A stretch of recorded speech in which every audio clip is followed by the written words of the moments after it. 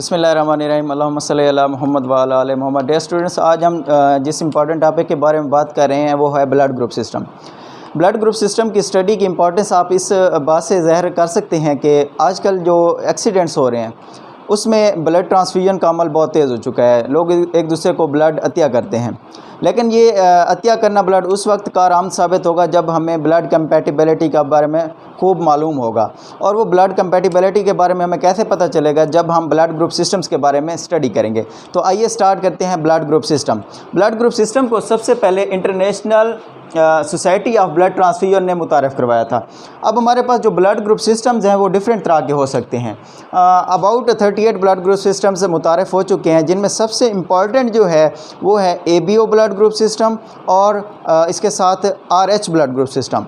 कौन कौन से इंपॉर्टेंट है? ABO blood group system number 1 पे है, ABO blood group system, ABO blood group system, और दूसरे नंबर पे हमारे पास है RH ब्लड ग्रुप सिस्टम। अब इसकी importance ABO blood group system और RH ब्लड ग्रुप सिस्टम्स की इसलिए ज़्यादा है कि इनकी जो बेसिस है वो है एंटीजन पे।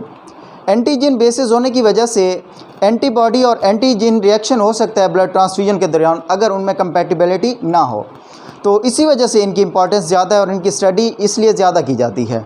अब हम देखेंगे कि एंटीजन क्या चीज़ है और इन पे किस तरह असरअंदाज होती है। अब हमने देखा जो इनकी दोनों की बेसिस है वो कौन सी चीज़ है? Antigen, antigen basis. अब सबसे पहले सिस्टम को हम स्टार्ट कर लेते हैं ABO ब्लड ग्रुप सिस्टम को। सबसे पहला जो हमारा मेन आज का टॉपिक है वो है ABO blood group system. ABO blood group system. अब हम सबसे पहले देखेंगे कि ABO ब्लड ग्रुप सिस्टम को कार्ल लैंडस्टेनर ने 1901 में मुतारफ़ करवाया था। कार्ल लैंडस्टेनर इन 1901। अब जब इन्होंने इसको मुतारफ़ करवाया उसके बाद इसकी जेनेटिक स्टडी भी की गई, जेनेटिक बेसिस भी इनकी मालूम की गई, जो कि ब्रेनस्टैन ने 1925 में पेश की थी। अब इसकी जो मेरी राइट साइड पे आपको दो टेबल्स दिखाई दे रही होंगी, एक ब्लड ट्रांसफ्यूजन्स के हवाले से है, दूसरी हमारे पास है एंटीजन, ब्लड ग्रुप और जेनेटिक बेसिस के बारे में। अब ये दोनों टेबल्स को एक्सप्लेन करने से पहले हमें बेसिक स्टडी की तरफ जाना पड़ेगा, जो कि है एंटीजन के बारे में, कि एंटीजन क्या चीज़ है। अब सबसे पहले मैं आपको बताता चलूँ कि जो blood group ABO blood group system है इसकी 4 फिनोटाइप्स हैं।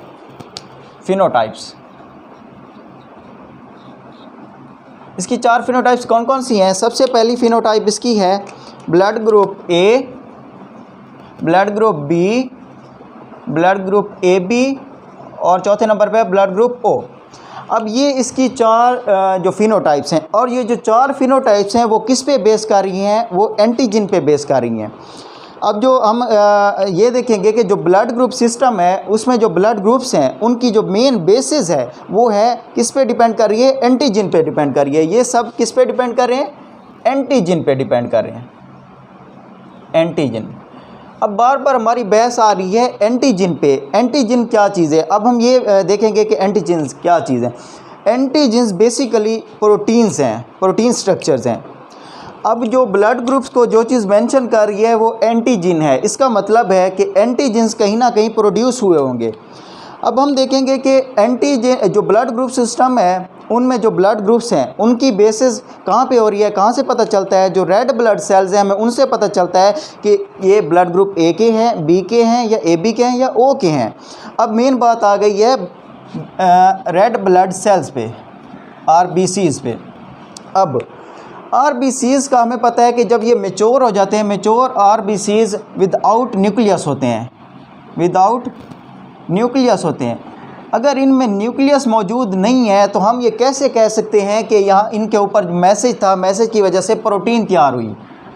तो फिर हम ये तो नहीं कह सकते कि इनके ऊपर प्रोटीन तैयार हुई, क्योंकि हम एक तरह से कह रहे हैं कि ये एंटीजन्स आर प्रोटीन्स। अगर एंटीजन्स प्रोटीन्स हैं और वो प्रोड्यूस होने हैं RBCs से, तो RBCs के पास तो न्यूक्लियस भी नहीं है। नहीं, जो इसके जो प्रिकर्सर सेल्स हैं, रेड ब्लड सेल्स के प्रिकर्सर सेल्स, वो इरिथ्रोब्लास्ट भी हो सकते हैं, व्हाटएवर सो जो भी हैं। अब हम इस तरह कहेंगे RBCs के जो प्रीकर्सर सेल्स हैं उनमें न्यूक्लियस मौजूद होता है। प्रीकर्सर सेल में मौजूद न्यूक्लियस की वजह से एक मैसेज आता है, मैसेज की वजह से प्रोटीन तैयार होती है। वो प्रोटीन क्या होगी हमारे पास? एंटीजन होगी। एंटीजन एक तरह की प्रोटीन है। अब हम देखेंगे कि वो प्रोसीजर किस तरह होता है कि एंटीजन्स किस तरह प्रोड्यूस होती हैं। अब ये देखें, अगर हमारे पास ब्लड ग्रुप डिफरेंट हैं, ए है, बी है, ए बी है और ओ है, तो इसका मतलब जो उनके ऊपर मौजूद एंटीजन्स होंगी वो भी डिफरेंट होगी। अब वो किस तरह डिफरेंट होती हैं वो हम देखेंगे। सिलेक्ट करें कि हमारे पास 4 तरह के सेल्स हैं, या ह्यूमन्स की मिसाल ले लें। अब हम 4 सेल्स ड्रा करेंगे और उनमें देखेंगे कि एंटीजन्स किस तरह प्रोड्यूस होते हैं। लेट ये सेल 1 है, ये सेल नंबर 2 है, ये सेल नंबर 3 है और ये सेल नंबर 4 है। अब सेल नंबर जो ए है, लेट करें कि हम एक्सप्लेन कर रहे हैं अब ब्लड ग्रुप सिस्टम ए को। जो हमारे पास precursor cell of red blood cell होगा उसमें एक क्रोमोसोम मौजूद होता है, chromosome number 19। Chromosome number 19। Chromosome number 19 के एक जीन लोकस से एक इन्फॉर्मेशन जाएगी और वो हमारे पास एक एंजाइमेटिक प्रोटीन तैयार करेगा जिसे कहेंगे ट्रांसफीरेज।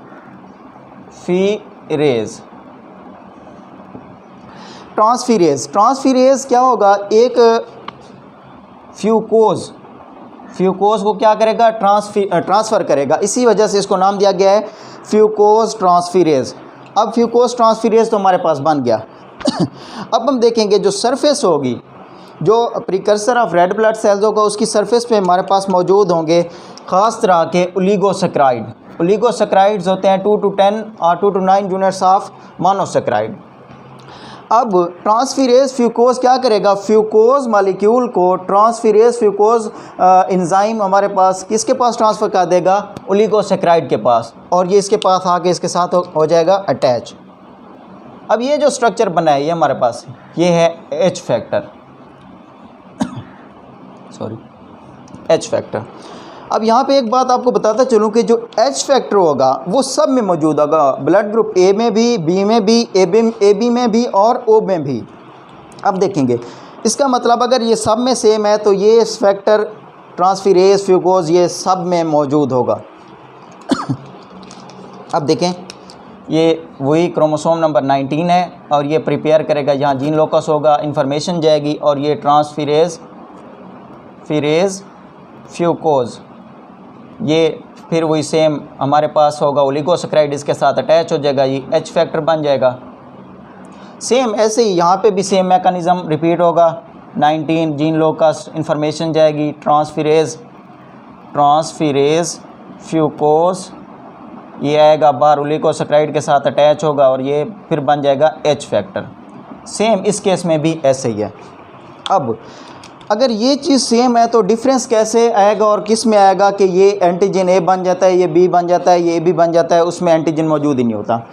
अब देखेंगे कि यहाँ पे एक क्रोमोसोम नंबर हमारे पास होमोलोगस क्रोमोसोम है, homologous chromosome number 9, chromosome number 9। अब होमोलोगस क्रोमोसोम का सबसे पहले हम इधर डिस्कस कर लेते हैं कि होमोलोगस क्रोमोसोम क्या होता है। लेट करें, ये जब गैमीट्स बने थे, गैमीट्स बनने के नतीजे में हमारे पास एक कॉपी आई थी पेरेंटल, फादर की तरफ से आई थी, एक मदर की तरफ से आई थी। अब हमें पता है कि 23 क्रोमोसोम जो कि गैमीट्स में मौजूद होते हैं उनमें पूरी ह्यूमन की जो एक कैटेगरी है फंक्शनल स्ट्रक्चरल, उसमें सारी इन्फॉर्मेशन मौजूद होती है। अब यहाँ पे ये लेट करें कि एक हमारे पास जीन लोकस है, इसके सामने सेम ऐसा ही जीन लोकस मौजूद होगा होमोलोगस क्रोमोसोम पे, ठीक है।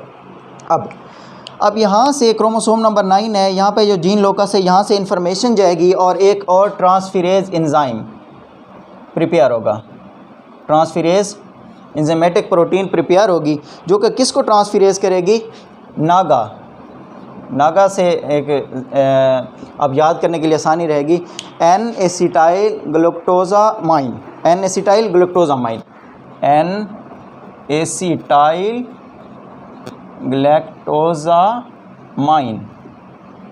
ये। अब क्या होगा इस केस में, जो एन एसिटाइल ग्लूकोजामाइन ट्रांसफीरेज एंजाइम है वो एन एसिटाइल ग्लूकोजामाइन को ट्रांसफ़र करेगा और किसके साथ अटैच कर देगा, जो H फैक्टर पहले से बना हुआ है इसके साथ क्या कर देगा, अटैच कर देगा। अब हमारे पास जो H फैक्टर और जो एन एसिटाइल ग्लूकोजामाइन है ये मिले हैं और ये कंप्लीट स्ट्रक्चर बना है। अब ये कंप्लीट स्ट्रक्चर हमारे पास होगा एंटीजिन ए, एंटीजिन ए। अब इस एंटीजन ए हमारे पास बन गया। अब इस ट्रांसफेरेज को हम ट्रांसफेरेज ए भी कह सकते हैं, ट्रांसफेरेज ए, ट्रांसफेरेज ए। अब इस तरह से हमें पता चला कि एंटीजन ए किस तरह से बने। अब नेक्स्ट जो हमारा है blood group B. Blood group B में साफ ज़ाहिर है हमारे पास एंटीजन बी होना चाहिए, मगर अब ये सेम चीज़ है हमारे पास, कोई तो डिफरेंस आया होगा उनमें जिसकी वजह से एंटीजन ए डिफरेंट है, एंटीजन बी डिफरेंट होगा। हाँ, उसमें सबसे पहले वही same chromosome number, homologous chromosome होगा, क्रोमोसोम नंबर 9, क्रोमोसोम नंबर 9। यहाँ से जीन लोकस मौजूद होगा और जीन लोकस से यहाँ से इंफॉर्मेशन जाएगी और ट्रांसफेरेज एंजाइम बनेगा। अब एक डिफरेंस यहाँ पे आएगा, यहाँ पे जो ट्रांसफेरेज बनेगा वो होगा गैलेक्टोज ट्रांसफेरेज, गैलेक्टोज ट्रांसफेरेज। अब इसमें गैलेक्टोज ट्रांसफेरेज सेम वही काम करेगा, गैलेक्टोज को ट्रांसफ़र कर देगा H फैक्टर के साथ और ये एक न्यू बन जाएगा, मॉलिक्यूल बन जाएगा जिसे हम नाम देंगे एंटीजिन बी। ये हमारे पास बन जाएगा एंटीजिन बी, ये है। अब इसमें दो चीज़ें हैं जो मैं आपको आगे जाकर वजाहत करता हूँ। अगर ये दो क्रोमोसोम्स हैं तो फिर इनमें किस तरह इफेक्ट आएगा, इसका एक का काम कर रहा है दूसरे का काम नहीं कर रहा, या दोनों काम कर रहे हैं, या किस तरह से। अब जो नेक्स्ट हमारे पास कैटेगरी है वो है A B antigen, A B blood group system की। अब हमें नाम से जैसे पता चल रहा है ए बी ब्लड ग्रुप, इसका मतलब है इसमें एंटीजन ए भी मौजूद होगा और एंटीजन बी भी मौजूद होगा।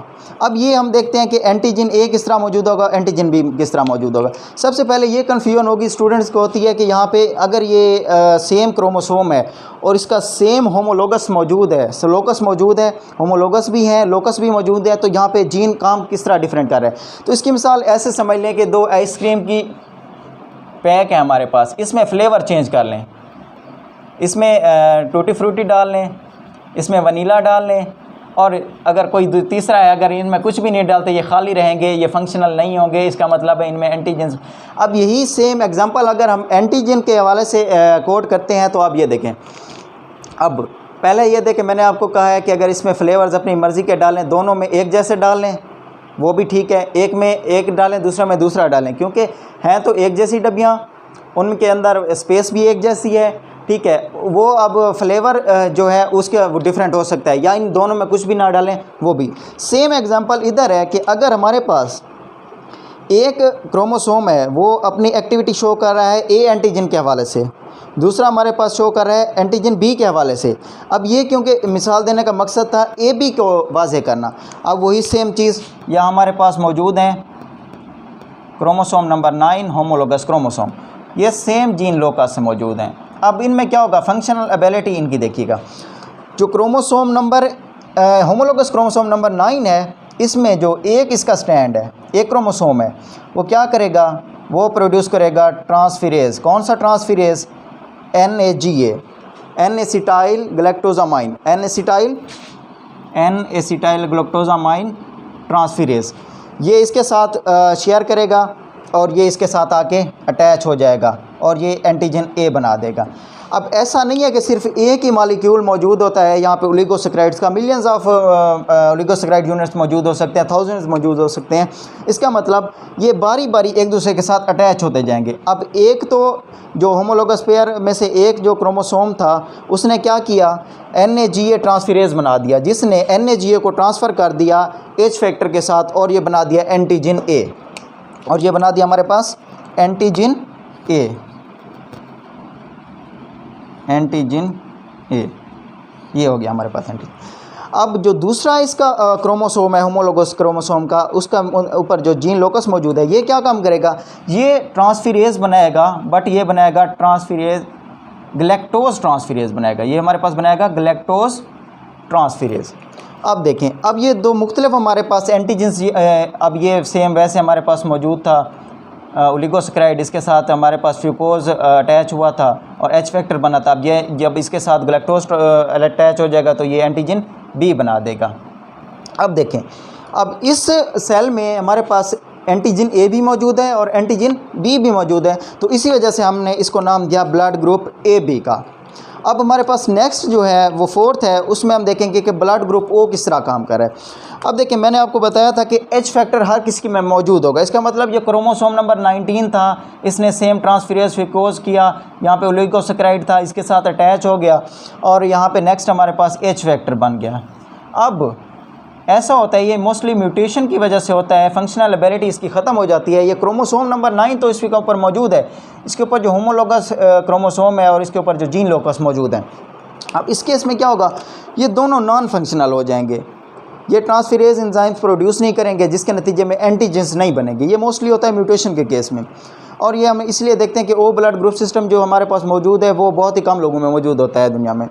आप देखें, जो इसकी एग्जांपल मैंने आपको जैसे आइसक्रीम की खाली डब्बियाँ जो मौजूद होती हैं उनकी दी, कि अगर उसमें कोई एक ए वाला फ्लेवर हमने डाला, दोनों ए वाले डाले, ए ब्लड ग्रुप आ गया, दोनों बी वाले डाले, बी ब्लड ग्रुप आ गया। अगर ऐसा किया हमने, एक में ए वाला डाला, एक में बी वाला डाला, ए बी हो गया। अगर इस दोनों में खाली छोड़ देते हैं, कोई इनका काम नहीं कर रहा, तो इसका मतलब क्या होगा कि ये कोई एंटीजन नहीं बनाएगा। अब ये तो हो गया हमारे पास कि एंटीजन किस तरह ब्लड ग्रुप की बेसिस हैं और किस तरह ये शो करें।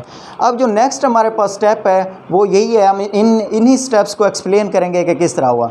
अब ये जो टेबल आपको नज़र आ रही है ये वाली, हमने देखा कि जो एंटीजन ए था उसका उनका हमने नाम दिया ब्लड ग्रुप ए का, जो एंटीजन बी कंटेनिंग थे उनको हमने नाम दिया ब्लड ग्रुप बी का, एंटीजन ए बी कंटेनिंग थे हमने उनको नाम दिया ए बी का, और जिसके पास कुछ भी नहीं था उसको हमने ब्लड ग्रुप ओ का नाम दिया। अब इसकी जैसे मैंने अभी मिसाल दी, यहीं से देखें कि अगर इसका एक फंक्शनल है और एक लोकस नॉन फंक्शनल है, इसका मतलब जो फंक्शनल है वो तो ट्रांसफेरेज NAGA को ट्रांसफ़र कर रहा है और एंटीजन ए बना रहा है, दूसरा काम नहीं कर रहा तो वो बिल्कुल स्टॉप है। लेकिन एंटीजन ए बन रहे हैं तो ये क्या होगा, अब इसमें दो केसेस हो सकते हैं, या तो ये दोनों काम कर रहे हैं या तो फिर एक काम कर रहा है और एक काम नहीं कर रहा। इसी को बेस बनाते हुए इस टेबल पे देखें, अगर दोनों काम कर रहे हैं तो ये अलील ए और अलील ए दोनों काम करें, ये अगर एक अलील काम कर रहा है तो ये एक अलील इसमें शो हो जाएगा और साथ में नल होगा या ज़ीरो आई होगा साथ में। अब देखें, अलील की बात आ गई, अलील को एक्सप्लेन कर देता हूँ कि अलील क्या है। Alleles actually partners of A gene pair होते हैं, अलील्स होते हैं partners of alternatives of gene pair. अब देखें, कोई भी चीज़ है हमारे पास, ये जैसे अभी मैंने क्रोमोसोम की मिसाल दी, इसी से ही देख लें, सेम पोजीशन है, ये सेम पोजीशन है। इसकी क्लियर कट एग्जांपल इसमें वादे हो जाती है, ये भी होमोलोगस क्रोम है, इसमें लोकस मौजूद है, जीन मौजूद है, लोकस मौजूद है, जीन मौजूद है। अब इसमें क्या हो रहा है, हमारे पास एक अलील है ए, दूसरा अलील है बी काम कर रहा है, ये एक दूसरे के कंट्रास्टिंग या अल्टरनेट हो गए जो इनकी एक्टिविटी को शो कर रहे हैं। अब जो हमारे पास ब्लड ग्रुप बी है, इसमें या तो ऐसा हो सकता है कि दोनों पेयर्स जो हैं क्रोमोसोम काम कर रहे हैं, उसमें जीन लोकस, इसमें इस तरह के केस में होगा अगर लोकाई दोनों है, आई बी और आई बी अगर एक काम कर रहा है तो और साथ में आई होगा। अब जो थर्ड वन है, इसमें देखेंगे ए बी ब्लड ग्रुप, अगर एंटीजन ए बी है तो ब्लड ग्रुप ए बी होगा और जेनेटिक बेसिस इसकी क्या होंगी, ये एक दूसरे को अलग-अलग शो कर रहे होंगे, दोनों आई ए और आई बी दोनों का इफेक्ट होगा। अब ये दोनों एक दूसरे को यहाँ पे शो कर रहे हैं, इसका मतलब है ये को डोमिनेंस शो कर रहे हैं, को डोमिनेंस एक दूसरे को इक्वली एक्सप्रेस कर रहे हैं। अब इस केस में क्या है, ये डोमिनेंट बिहेवियर है, ये भी डोमिनेंट बिहेवियर है, और यहाँ पे क्या है, ये को डोमिनेंस शो कर रहे हैं। अब जो हमारे पास हमारा लास्ट है, इसमें देखें कोई भी शो नहीं कर रहा, एंटीजन कोई नहीं है, ओ ब्लड ग्रुप है, ब्लड ग्रुप ओ है। अब इसमें कोई अलीलिक कंट्रीब्यूशन नहीं है तो फिर ये आई होगा, ठीक है। अब ये तो हमारे पास डिस्कशन हो गई कि एंटीजन क्या थे, एंटीजन कैसे बने, एंटीजन कौन सा होगा तो ब्लड ग्रुप कौन सा होगा, एंटीजन कौन सा होगा तो जेनेटिक बेसिस कौन सी होगी। अब हमारे पास जो लास्ट इस हवाले से टॉपिक रह गया है वो है कि ब्लड ट्रांसफ्यूजन किस तरह होगी। अब हमें कैसे पता चलेगा कि ब्लड ग्रुप ए वाला किसको दे सकता है, बी वाला किसको ब्लड ट्रांसफ्यूज़ कर सकता है। अब इसके लिए हमारे सामने एक टेबल है, टेबल का एक सामने असूल देख लें, जिसको हम ब्लड दे रहे होंगे, जो डोनर और रेसिपिएंट होगा उनका एंटीजन और एंटीबॉडी मैच नहीं करने चाहिए, सेम नहीं होने चाहिए। अब इस केस में हम देखेंगे, ये हमारे पास डोनर्स की लिस्ट है ए बी और ए, और ये वो हैं जो लेट करें कि हम इनको कह देते हैं ये वो हैं जो रिसीव करेंगे, सॉरी। अब ये देखें, अब लेट करें कि डोनर है हमारे पास ए, ब्लड ग्रुप का ए। अब ए वाला दे रहा है ए को, तो ये एक्सेप्ट कर लेगा। इसका क्या मतलब है, जो हमारे पास ब्लड ग्रुप ए है उसकी एंटीजेंस ए हैं, ठीक है। उसके पास जो जिसको दे रहे हैं वो भी ब्लड ग्रुप ए है, उसकी एंटीजेंस ए हैं, मतलब इनकी एंटीजेंस सेम है, सेम एंटीजेंस हैं, तो इसका मतलब ये एक दूसरे को ब्लड ट्रांसफ्यूज़ कर सकते हैं। अब ये देखें, अब हमारे पास जो है ब्लड ग्रुप बी है, इसका मतलब है इसके पास एंटीजेंस बी हैं, लेकिन ये जब ए वाले के पास आएगा, ए वाले को देने के लिए आएगा, तो इसके पास एंटीजेंस ए मौजूद हैं, इसके पास एंटीजेंस बी मौजूद हैं। इसका मतलब ये मैच नहीं कर रहे आपस में। अगर ब्लड ग्रुप बी है उसके पास एंटीजेंस बी होंगी, अगर वो ए वाले को देता है, ए वाले के पास ए बी एंटीजन बी मौजूद होंगे जो इसको हिमोलाइट कर देंगे, इसको कोआगुलेट कर सकते हैं, तो ये इसको ब्लड ट्रांसफ्यूज़ नहीं कर सकता। अब ये देखें ए बी के केस में क्या होगा, अगर ए बी वाला ए को देना चाहे, अब ए एंटीजन वाले को अगर जिसको दे रहा है उसके पास एंटीजन ए तो मौजूद हैं, इसके पास भी एंटीजन ए मौजूद हैं और एंटीजन बी भी मौजूद है, लेकिन ए वाले के पास एंटीजन बी मौजूद नहीं है। इसका मतलब ए वाले के पास एंटी ए एंटीबॉडी बी मौजूद होगा जो इसको कोआगुलेट कर देगी या हिमोलाइट कर देगी। अब ओ ब्लड ग्रुप का देखते हैं कि ओ वाला अगर ए वाले को ब्लड ट्रांसफ्यूज़ करना चाहे, अब ए वाले के पास हमारे पास मौजूद है एंटीजन ए, बट हमें पता है कि ओ वाले के पास कोई एंटीजन मौजूद नहीं है, इसका मतलब इसके ऊपर कोई असर नहीं होगा, ये इसको ब्लड दे सकेगा। अब नेक्स्ट कैटेगरी हमारे पास है ब्लड ग्रुप बी, इसको देखते हैं। अगर ए वाला बी वाले को देना चाहे, नहीं दे सकेगा, वही सेम केस, एंटीजन इसके पास ए मौजूद है, इसके पास एंटीजन ए मौजूद नहीं है, तो ये क्रॉस मैच है, तो ये कैंसिल कर देंगे, कोआगुलेट हो जाएंगे। अब बी वाला बी वाले को दे सकता है क्योंकि पास इसके पास भी एंटीजन बी है, इसके पास भी एंटीजन बी है, तो ये दे सकेगा। अब ए बी वाला बी को नहीं दे सकेगा क्योंकि इसके पास एंटीजन बी तो मौजूद है, इसके पास भी मौजूद है, लेकिन बी वाले के पास एंटीजन ए मौजूद नहीं है जो कि A B blood group system में ए वाले के पास मौजूद है, तो इस तरह से ये कोआगुलेट हो जाएंगे। अब जो नेक्स्ट है हमारे पास ब्लड ग्रुप ओ, वो बी वाले को दे सकता है क्योंकि इसके पास एंटीजन बी मौजूद है, लेकिन इसके पास कोई एंटीजन मौजूद नहीं है, तो ये कंपैटिबिलिटी हो जाएगी, इसमें इशू नहीं है। अब देखें थर्ड जो हमारे पास है वो ए वाला ए बी को दे सकता है। इसकी क्या रीज़न है, क्योंकि ए बी वाले के पास एंटीजन ए एंटीजन बी मौजूद हैं, लेकिन इनके पास anti A anti B bodies मौजूद नहीं हैं। इसका मतलब है ये जो पहले से मौजूद मटेरियल है इसके साथ ऐड हो जाएगा, तो इसमें कंपैटिबिलिटी है पड़ी और ये ट्रांसफ्यूज़ कर देगा। नेक्स्ट हमारे पास बी वाला ए बी को दे सकता है, हाँ जी बिल्कुल दे सकता है। उसकी रीज़न ये है कि सेम एंटीजन बी इसके पास भी मौजूद है, एंटीजन बी इसके पास भी मौजूद है, बस ये जब इसके साथ ट्रांसफ्यूज़ होगा तो इसमें ऑलरेडी मौजूद जो बी एंटीजन है उसमें इजाफा हो जाएगा, इसके ऐसा कोई नुकसान नहीं है। फिर देखें ए बी वाला ए बी वाले को दे सकता है, क्यों, क्योंकि पास इसके पास भी एंटीजन ए बी मौजूद है, इसके पास भी एंटीजन ए बी मौजूद है, ये एक दूसरे को ब्लड ट्रांसफ्यूज़ कर सकते हैं। अब देखें ओ वाला ए बी वाले को दे सकता है, कैसे दे सकता है, क्योंकि इसके पास ओ वाले के पास एंटीजन ए एंटीजन बी मौजूद ए बी वाले के पास मौजूद हैं, इसके पास मौजूद नहीं है, तो इनका तो क्रॉस मैच नहीं होगा, ये एक दूसरे को ब्लड ट्रांसफ्यूज़ कर सकेंगे। अब देखें जो ए वाला है वो ओ वाले को नहीं दे सकता, उसकी रीज़न क्या है, उसकी रीज़न ये है कि ए वाले के पास एंटीजन ए मौजूद है, ठीक है, और ओ वाले के पास नहीं है मौजूद। बट इस केस में होगा क्या, क्योंकि इसके पास मौजूद नहीं है और जब ये इसके पास एंटीजन ए आएगा तो इसके अंदर एंटी ए एंटीबॉडीज़ मौजूद होंगी जो कि उनको कोआगुलेट कर देंगी। सेम इसी तरह बी वाला इसके पास आएगा, इसके पास एंटी बी एंटीबॉडीज़ मौजूद होंगी जो इनको कैंसल आउट कर देंगी या कोआगुलेट कर देंगी या हिमोलाइट कर देंगी। सेम इसी तरह ए बी के केस में क्या होगा, इसके पास anti A anti B antibodies मौजूद होगी जो कि एंटीजन ए और एंटीजन बी को क्या कर देंगी, क्रॉस कर देंगी, उसको कोगुलेट कर देंगी या हीमोलाइट कर देंगी। अब क्या होगा, ओ वाला ओ वाले को दे सकेगा, क्योंकि इस केस में क्या होगा, इसके पास भी सेम वही anti A anti B bodies मौजूद होगी, इसके पास भी same anti A anti B bodies मौजूद होगी, बट ना इसके पास एंटीजन ए एंटीजन बी होगा, ना इसके पास एंटीजन ए एंटीजन बी होगा। तो इस तरह से ये क्रॉस मैच हो सकेंगे।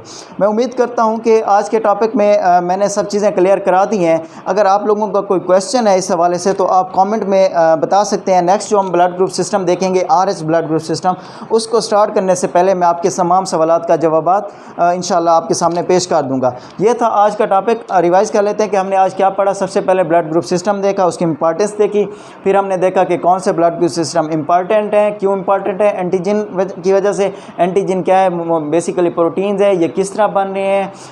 रेड ब्लड सेल्स में तो न्यूक्लियस मौजूद नहीं होता, तो ये कैसे बन गए। हमने फिर देखा कि precursor cells of red blood cells में बने हैं। और फिर हमने देखा कि एंटीजन ए कैसे बना, एंटीजन बी कैसे बना, एंटीजन ए बी कैसे बना, और ब्लड ग्रुप ओ कैसे बना। फिर हमने देखा कि एंटीजन, ब्लड ग्रुप और जेनेटिक बेसिस का आपस में क्या रिलेशन है। फिर हमने लास्ट में देखा ब्लड ट्रांसफ्यूजन कि ए बी और ओ वाले किन किन को ब्लड ग्रुप दे सकते हैं और कौन से रिसीवर हैं और कौन से डोनर हैं। अब यहाँ पे एक लास्ट बात बताता चलूँ, जो ब्लड ग्रुप ओ है, ये देखें, ये सबको ब्लड डोनेट कर रहा है। इसका मतलब ये है, ये यूनिवर्सल डोनर है। ये है हमारे पास यूनिवर्सल डोनर। और यहाँ पे देखें, ये जो ब्लड ग्रुप ए बी है, ये हमारे पास सबसे रिसीव कर रहा है, तो इसका मतलब है ये यूनिवर्सल रेसिपिएंट है, ये यूनिवर्सल रेसिपिएंट है। तो ये था आज का टॉपिक। अगर आपको ये लेक्चर पसंद आया तो हमारे चैनल को सब्सक्राइब कर दें ताकि हर आने वाला जो लेक्चर है आप तक बर वक्त पहुँच सके। Thank you.